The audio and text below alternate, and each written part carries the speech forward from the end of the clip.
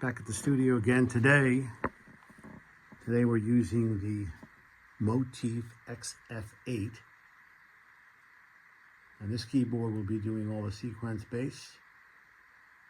Let me take you into the other room here. I set up the small Yamaha hip kit.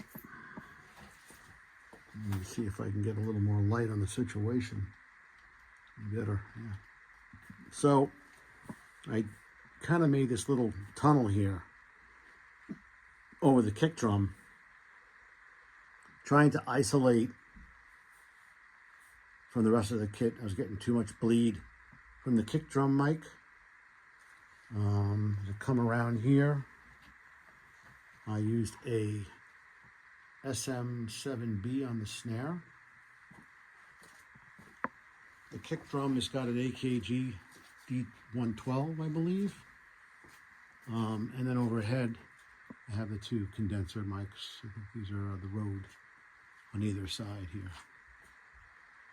That's that whole get up. And then over here, I have it set up on the API here. So what I did was, let's see. On the first two channels of the API, up here I have my return from Pro Tools. That's my monitoring on just the two-track stereo track right there. But what you can do is on this console, you can split it. So the first 16 faders are for analog returns. I mean, as well as you also have the top layer here, which you could also bring back. So really, you could pretty much just bring back 16 and then another 16 on the top. That's 32 tracks back to the console, as well as I'm using 17 through 24. These are all controlling the faders in Pro Tools. So this would be like having like a controller that just has the 8 faders. Of course, if you wanted to, you could do all of them. You could do all 24 faders. But on this particular setup, I didn't do that. So let's go back to the beginning of the song. I'm going to mute out. What am I going to mute out? I'm going to mute out all the bass lines. And let's just, this is just the raw kit here. You can see on the Pro Tools there, it's coming in.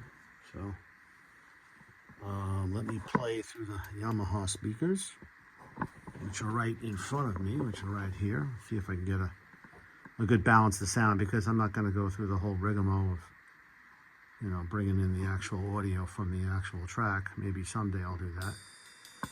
So that's it.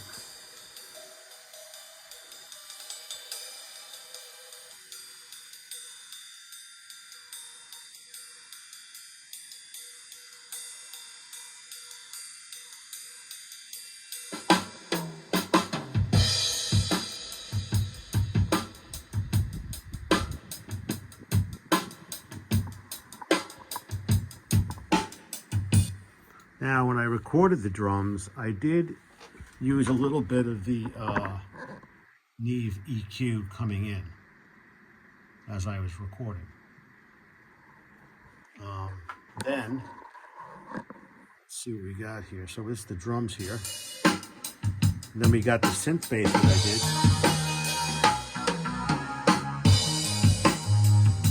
did. And then we got the other finger bass.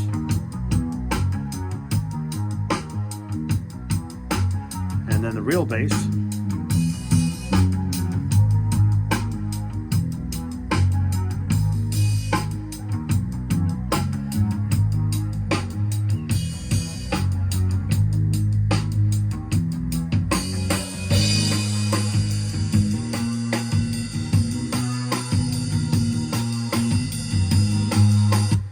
So that's kind of like the beginning of the tune. I was also thinking about possibly recording the drums straight into my 2-track reel-to-reel and get some mojo there, and then bring it back into Pro Tools as well. But I didn't do that.